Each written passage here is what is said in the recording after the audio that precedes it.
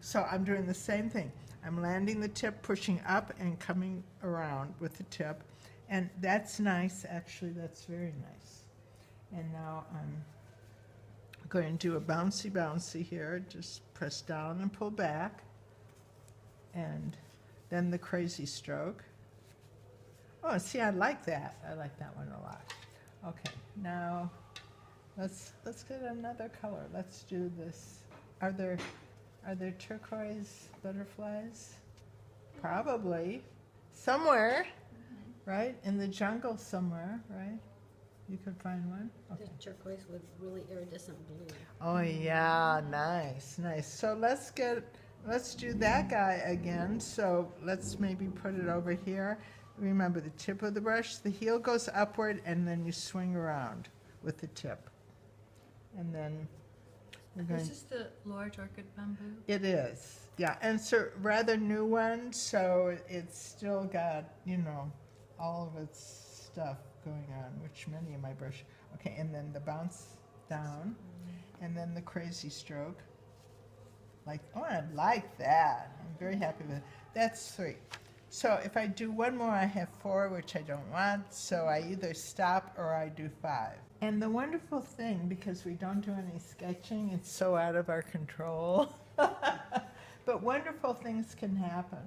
And it's really best not to go over the strokes, because when people look at it, you really want to be able to follow the direction that the artist took. And that could have been a little fuller. Now what I could do, I can always come in and maybe alongside of it, I can do something. All right, that's not quite cheating. It's borderline, but not quite.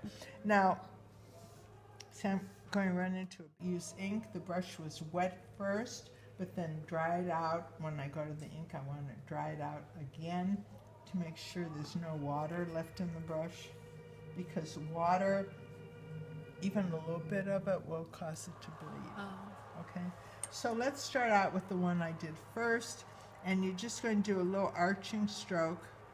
Well, see, now I can tell already that this paper wants to bleed.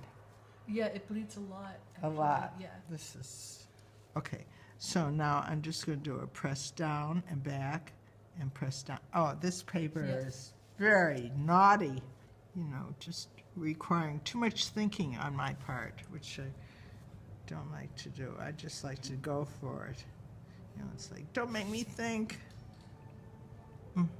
So I'm going to be in big trouble in doing the body. Okay, I'm going to have to wait for those antennae, but let's see if I can do the legs. Okay, the very tip of the brush, and you're going to go up. Well, that's not bad, right? Yeah.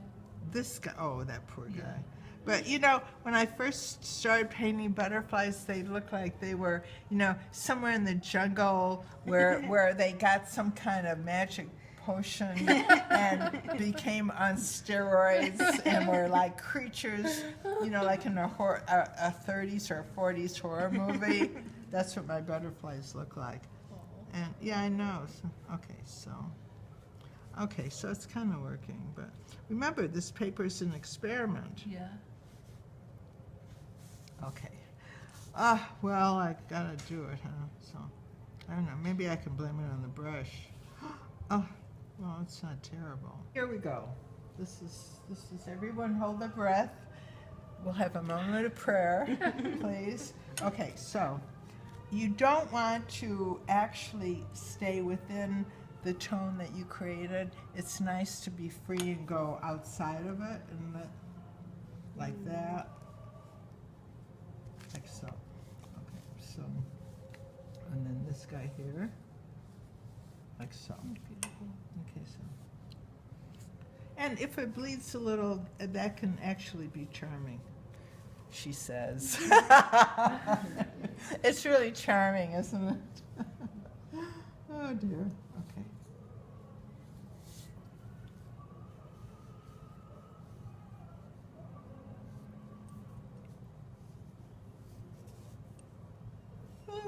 Okay.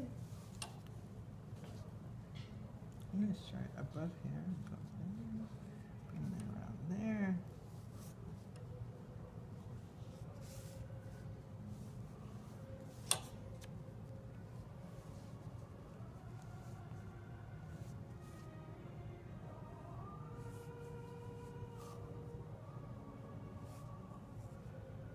That way you don't have such a solid in the interior, right? Right. I'll just answer my own statements. It's part of talking to yourself, you tend you just Answer yourself. right, right. Okay. Right. And then if you want to really tempt fate,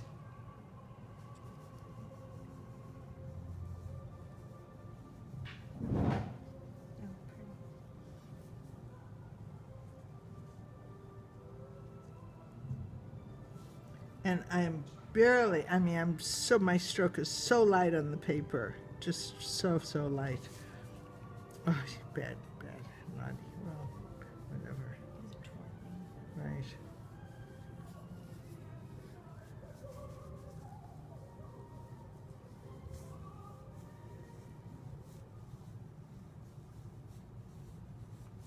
And we could even get some lines going here.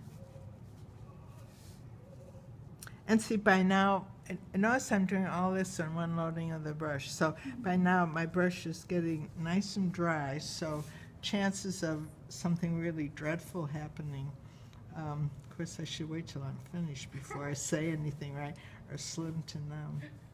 Okay, all right, now wait, there's more.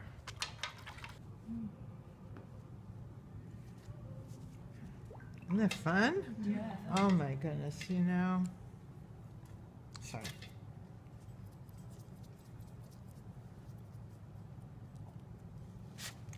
Okay, and try to remember to not go directly from your color to your painting.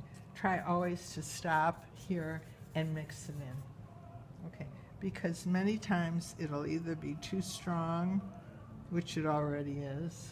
Okay, let's try and get that lighter.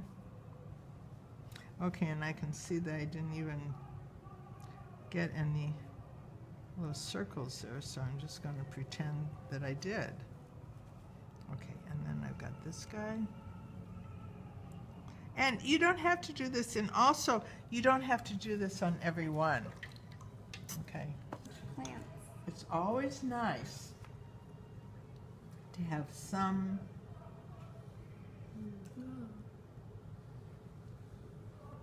Some milkweed in the background.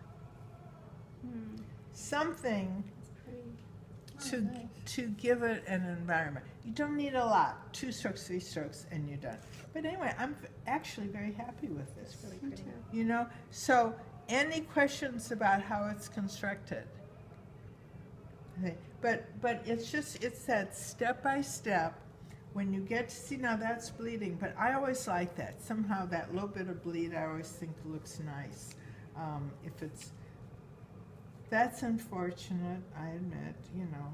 Now, everyone's got legs, does everyone have an antenna? That's another, oh, this guy, see, oh, I was waiting for his antenna till this dried more, because I knew I had to cross in front there.